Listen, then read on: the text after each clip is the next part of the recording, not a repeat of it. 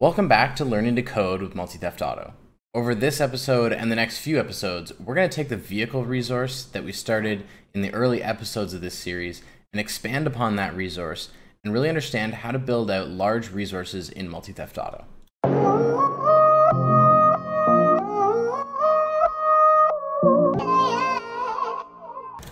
The first thing we did when we started out this Multi-Theft Auto series was create a vehicle resource. The reason for that is I believe that a vehicle resource is the first thing that any developer of Multi-Theft Auto should be creating to understand how Multi-Theft Auto's functionality works. How you can call functions, how to create elements, what elements are, what that means. All of that can be learned through the vehicles resource. Then you can dive in and start creating GUIs, start moving around vehicles, setting colors, and really just understanding the basics of Multi-Theft Auto. What we're going to do in this episode and the next few episodes is further this vehicle resource and take it from the basics that we started with, which was just creating a vehicle and being able to fix it, to having a fully fledged vehicle resource step by step. What we're going to start with here is we're going to go over and we're going to look at our code.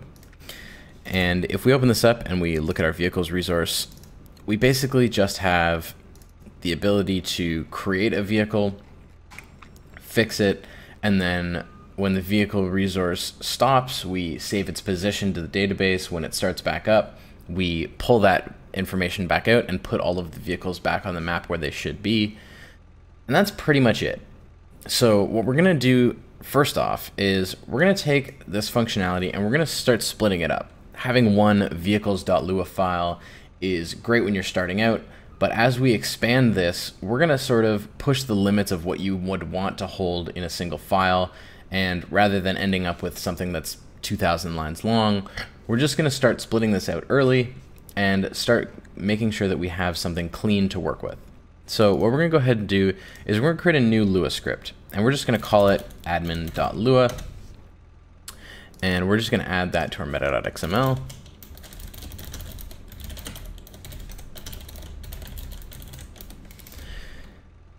And we're going to jump into our vehicles.lua file, and we're going to copy out the functionality that we believe is admin related, so creating a vehicle and fixing it.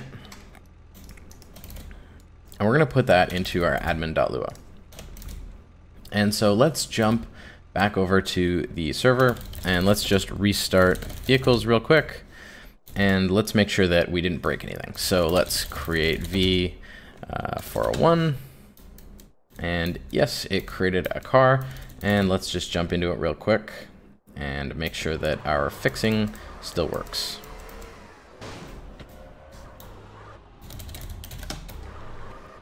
Okay, so creating a vehicle and fixing it still works now that we have our code separated out into admin.lua.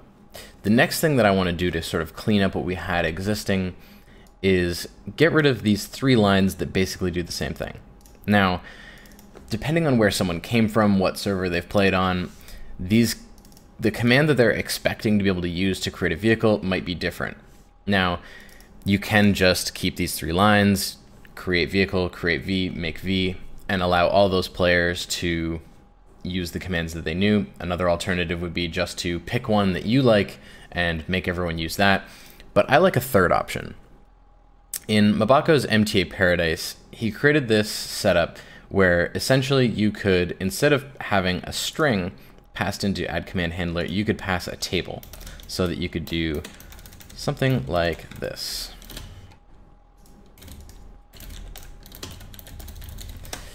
And then have that all just in one line, and then you remove some of that duplication. So what we're going to do in order to make this work is we're going to jump over to MTA Paradise, and we're just going to copy that function that was available in various resources, and we're just going to plop that in at the top here of our admin file. So to understand what this does, the first thing it does is it aliases the existing add command handler function to a new variable, basically just adding an underscore so that we can reference the old add command handler later. Then it overrides what add command handler was by creating a new add command handler function and keeping its exact same definition. The difference being that it will expect command name to be a table, and if it's not a table, it'll just immediately turn it into 1. And then what it's going to do is it's going to loop through all of the various commands, and it's going to create command handlers for those commands. So what it's doing here, if the key is 1, then it just calls the parent and passes in that first one. So it would pass in create vehicle, and that would be the command name, and it would just inherit the restricted and case-sensitive arguments from the function. Once you get past the first key, so for all subsequent keys in the array of commands, what it's going to do is it's going to create a command handler with a closure, same command name, so this is going to now be create v instead of create vehicle. But it's going to manually do that restricted check instead of just adding restricted onto the end of the command handler. The reason why it's going to do that is because it's going to use the key 1 command name as the permission checker.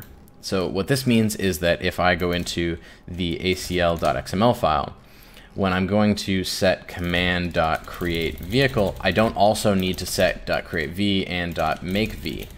I just set create vehicle, and that object permission will cascade down to all subsequent commands that are created here, being create v and make v. So now that we have that in place, what we can do is just leave that create v and make v in that array. And what we're also going to do is, instead of having this be its own function, because it's only called in one place now, we're just going to put that directly in there and call it as a closure. So we'll just give ourselves a little more spacing here so that you can better see what's going on. And yeah, so now we have create vehicle, create v, make v, calling this closure. Everything's cool. We also have fix me. Now, fix me is great, but if we have more than one player, we want to be able to fix their vehicle as well. So what I'm going to do here is I'm going to change this to fix vehicle, and then I'm going to add some aliases, fix v, repair vehicle, and I'm going to go ahead and make it so that this can accept command and the name of another player. So what we want to do here is, instead of getting the player's occupied vehicle of player, we're going to figure out who other is. So we're going to create a, we're going to reset other from being a string to the other player. And we could just do get player from name here and call other, and that would work just fine. I could then do fixed vehicle on my name, and everything would work. So we'll just do that, and everything would be fine. Might need to change this now to be let's say, oops. Let's go back to name here up top so that we can go name in a vehicle.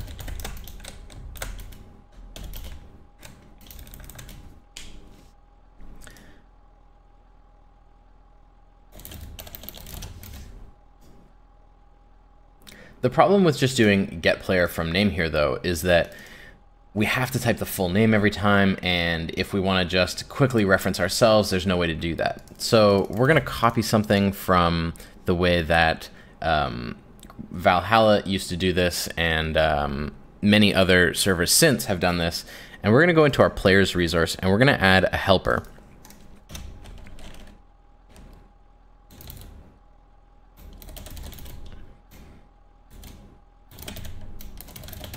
Get player from nickname. So we'll accept in the name,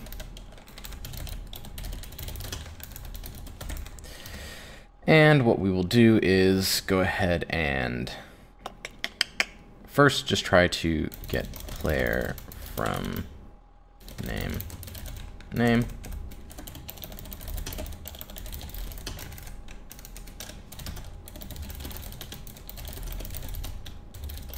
So we still have the simplest case, which is get player from name.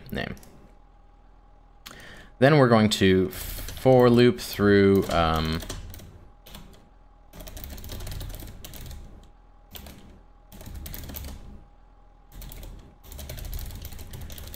all players in the server.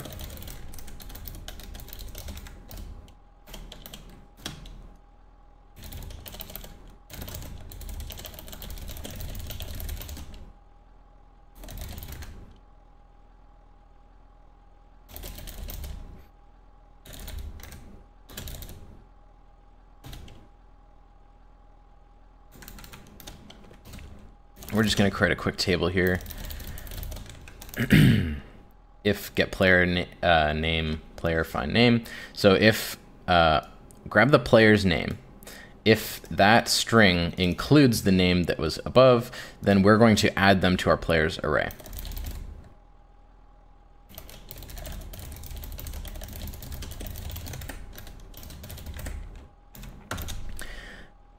If players length, if the size of players, if the number of players in our table is equal to 1, then we will return players 1.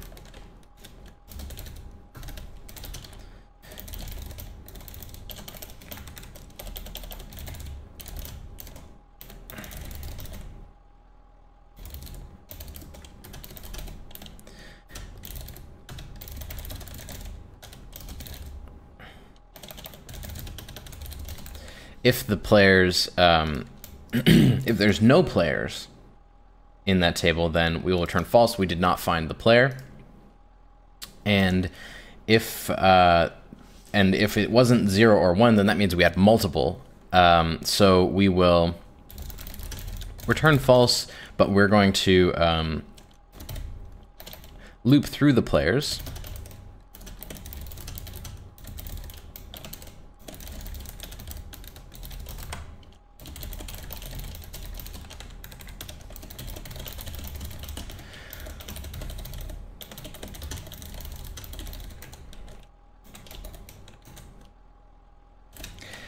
And now that we're here, we realize we don't know who we can send this message to. So we need to accept in the player that was trying to call the command in here and go player. And here we're just going to specify a nice light shade of red as a little bit of an error message. And we're going to then output the players. So we'll go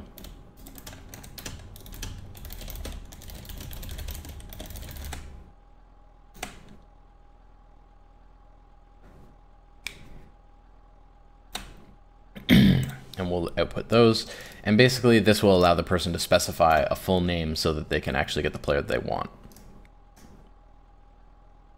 And I realize that I'm using this, and I'm using a variable that I'm immediately overwriting. We don't want to do that. So what we will do is change this from saying player to, what is an appropriate variable name? Let's think. We'll call it calling player. That's the person calling the method. I'm sure that you guys can figure out a better name than I can, but well, that'll do for now.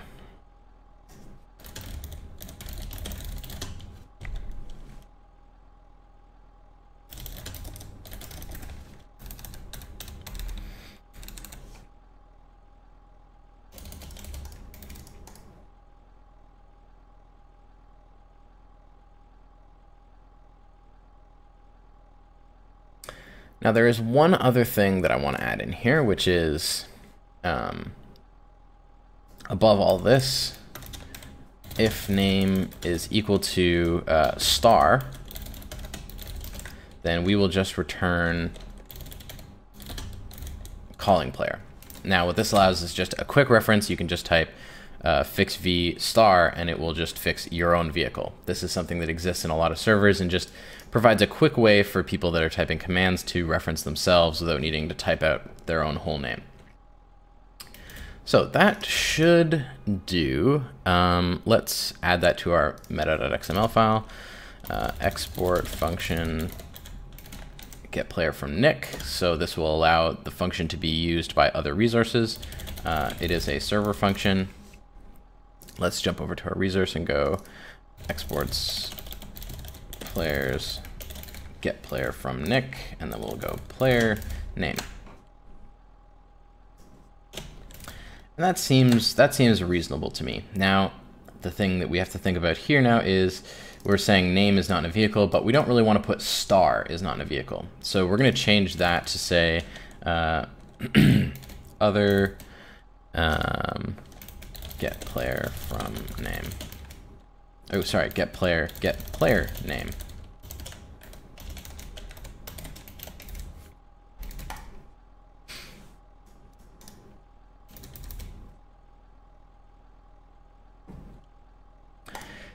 So let's restart players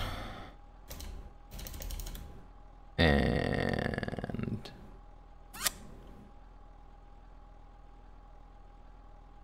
players line 16 is deprecated. And, oh, so we're overriding an old function that doesn't exist anymore in multi-theft auto. So we don't really want to do that. So we'll come up with a different name. I had forgotten that get player from Nick used to be a thing in multi-theft auto. I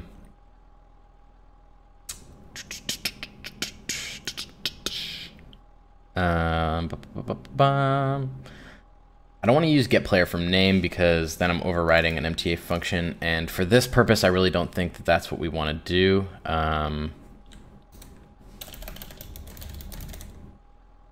Say get player from partial name. That's a really long method name, but I can't think of a better one right now, so we'll use that for now. We'll have to update our meta.xml.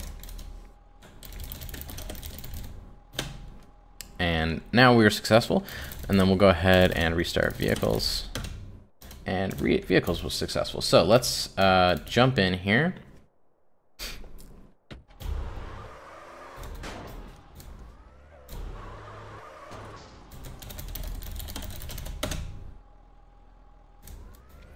And fix vehicle star did work. Fix vehicle Daniel did not work, and fix vehicle as it's without any arguments didn't work. So I keep going to the wrong tab. So what we're going to do is we are going to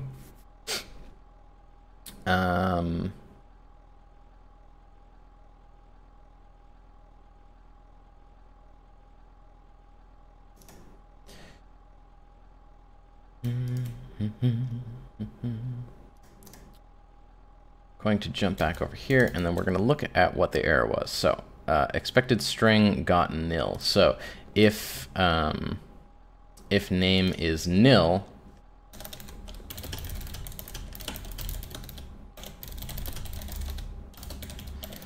if they didn't specify anything, then we're just going to return false so that the calling resource can deal with that.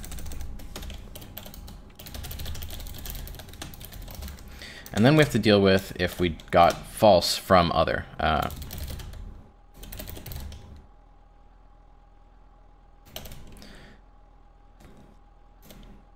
think we want to just return here, and we'll leave the get player from partial name to actually output the no such player found with that name.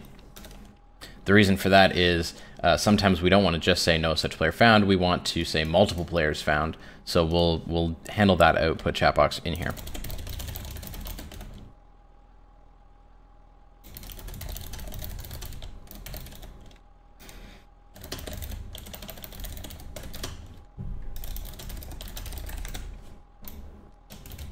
And we will do that there as well. And one thing that I do want to do is if if name wasn't passed in, if not name, then I want to output chat box, the syntax for the command.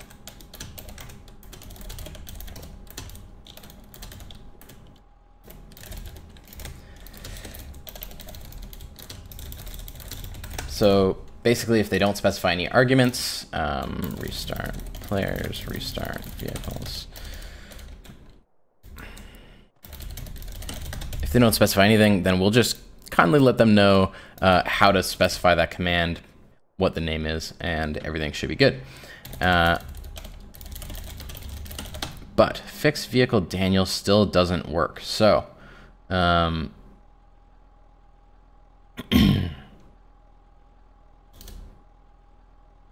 why isn't it working? We have a player and we have the name.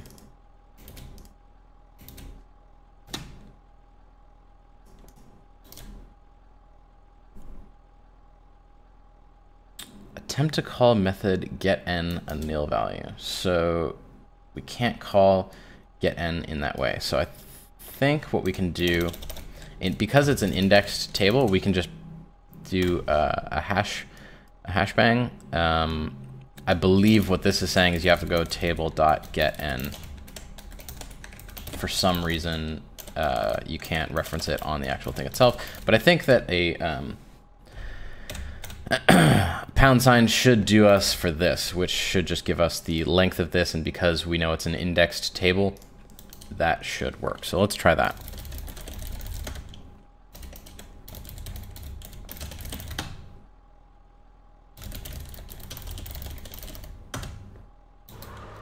So fix v Daniel returned no such player found, but fix v Cortez boy returned nothing. If we actually go and crash the car, fix v Cortez, that fixes the vehicle. So one thing that we do want to do is go to our vehicles resource, and we're just going to output chat box.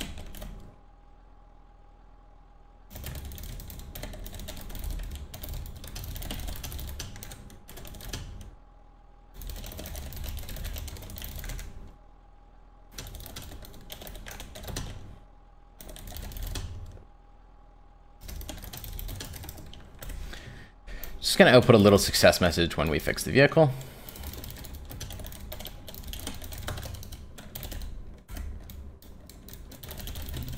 Clear out our debug log there.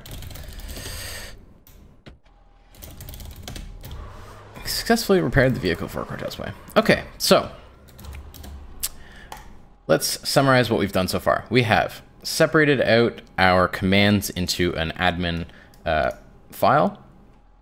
We've made it so that we can pass in a table of command names instead of just a regular string, so that we can have multiple and still kind of look clean in the function. And we've built out our fix me command into a proper fix vehicle command so that we can fix other people's vehicles instead of just our own. So the next steps that I want to take are you can create a vehicle, but you can't delete one. And you can't bring a vehicle to yourself based on its ID. So the first thing that I want to do is I want to tell you that ID when you create the vehicle. So output chat box.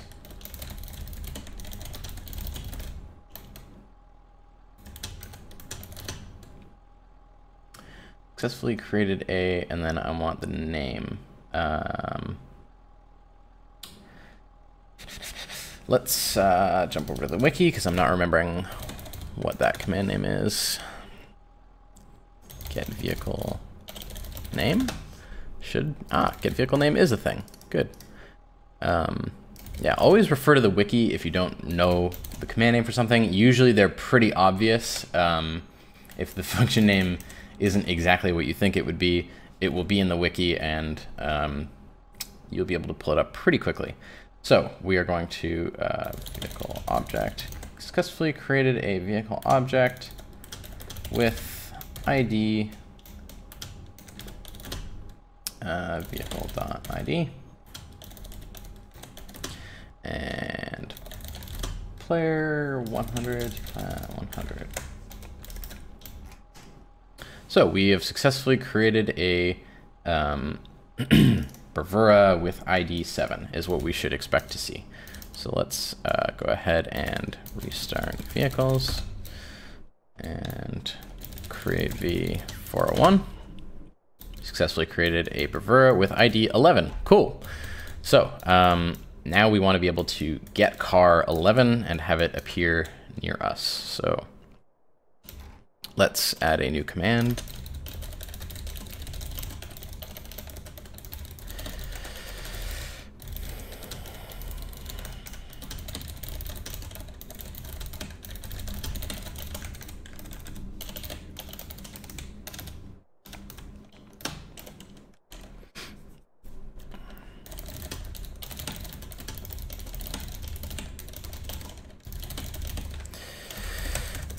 So we're going to need a new function called getVehicleFromID. So what we're going to do is we're going to jump back out and we're going to create a new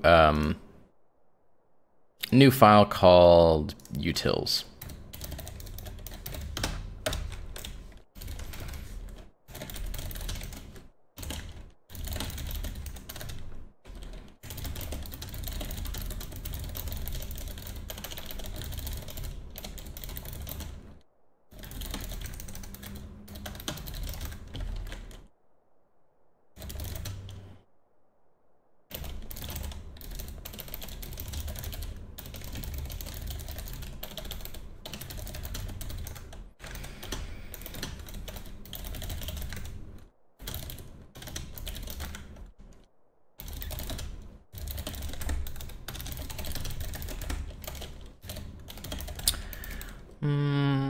Cool. So we will return the vehicle or nil if we didn't find a vehicle. So let's come back over here and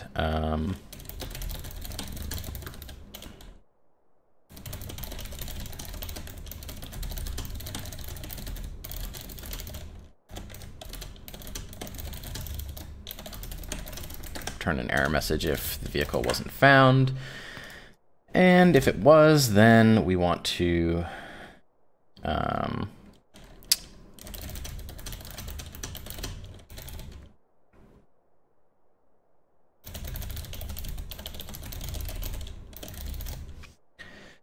get the player's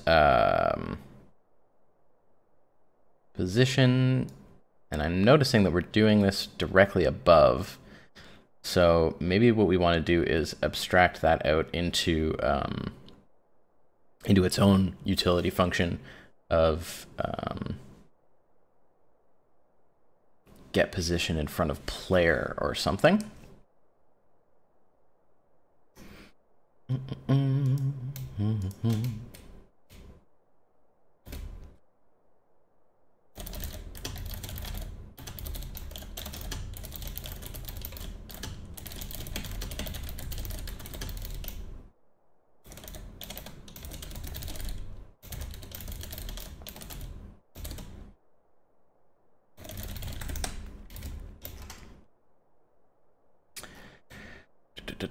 So we'll jump back over to our utils and create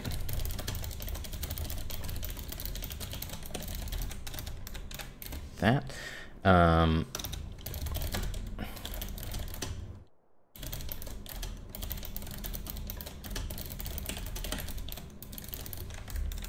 going to add interior and dimension to this because eventually we will have multiple dimensions. So this just allows that to exist and us not have to come back to this method later.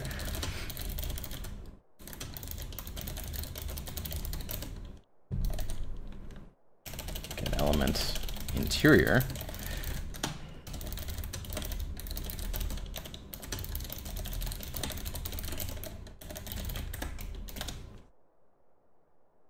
And I'm just going to copy this line and bring it right down here. Ba, ba, ba, ba.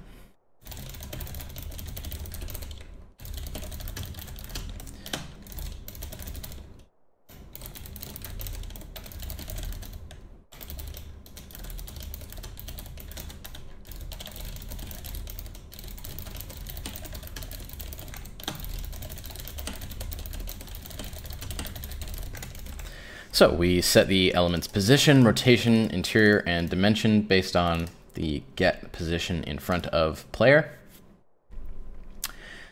And that should work. We want to, if not vehicle ID, then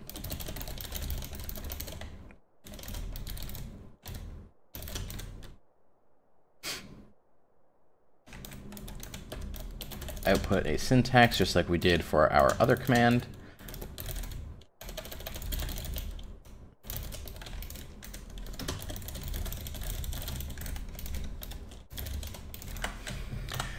And cool. So we have a get vehicle command. So let's give it a try and see if that just works.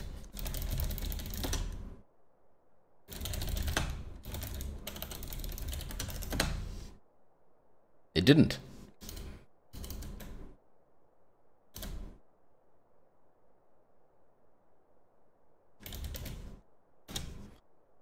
Get vehicle from ID.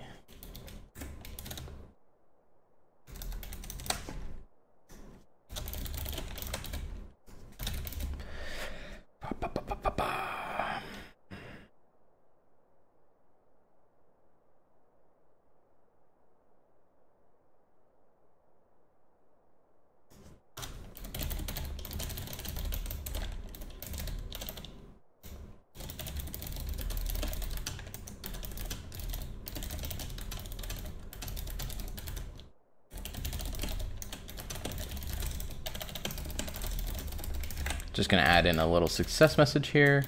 Start vehicles once again.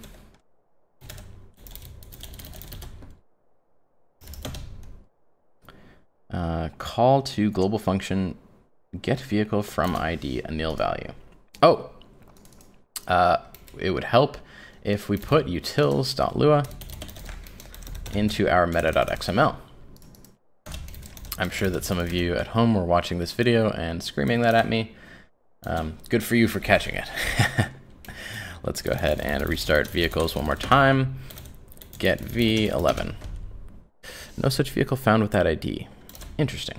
Let's jump back over to our vehicles resource.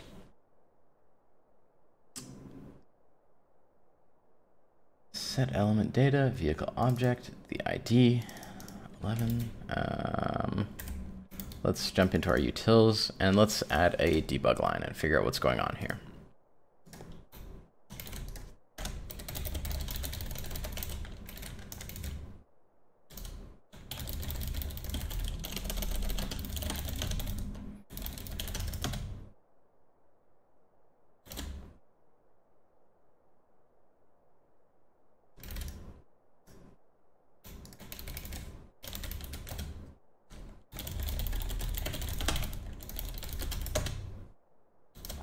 So 11 is apparently not equal to 11. Interesting.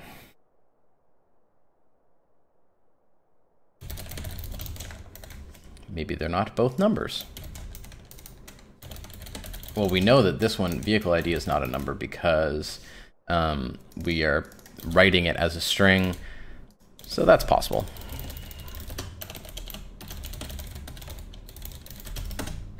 Yes, okay, so the issue was that this was a string and not a number. Now, I don't really like having these two numbers in here all over the place, so I'm going to just remove those. And we are going to, we're going to rely on the fact that this is an integer coming from our admin function. So we will, to number here.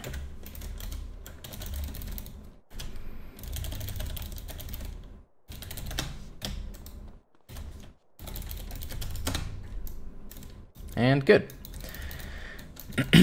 Now, one thing that we notice is that it's not really getting the position in front of. It's getting the position off to the side. It's a little strange. So one last thing that we're going to do is we're going to jump into the wiki.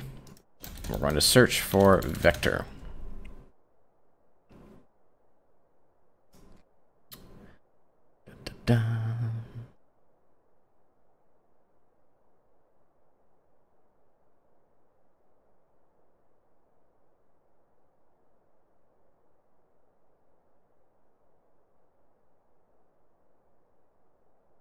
Matrix.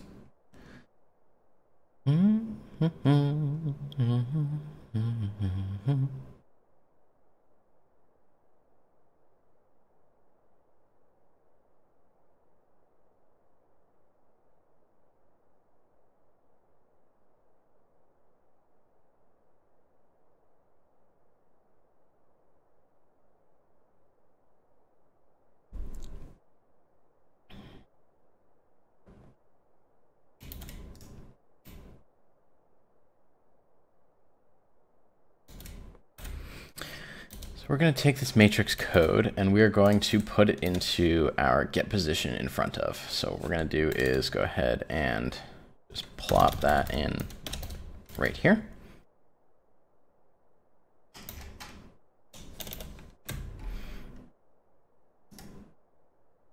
We'll start with the player's matrix and new position.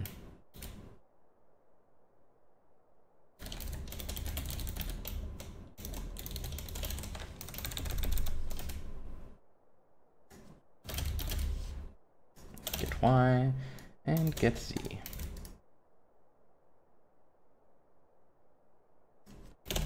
Then we can get rid of the old XYZ we were using. And let's see if that works. First, actually, what we need to do is turn on OOP for this resource. Turning on OOP, as we've discussed before, just allows you to use MTA's object-oriented functions like you see here. This is an object-oriented function. So now we will restart vehicles, and we will get V11. And now it's spawning it properly in front of us, no matter which way we are facing. And we can quickly jump in because we've rotated it 90 degrees, so the driver's door is right in front of us. So that's going to be it for this episode. In the next episode, we're going to further this resource and we're going to add some delete functionality and start thinking about what the next steps are for this resource. In this episode, we did a lot of incremental changes to things and a lot of kind of moving around, but we made solid progress, and a lot of what creating a resource is those small incremental changes and just looking at things as to how you can get to the next step. Think of things in small iterable steps, and you will very quickly find that you have a functioning resource with a lot of functionality. I'll see you guys in the next episode. I hope you enjoyed.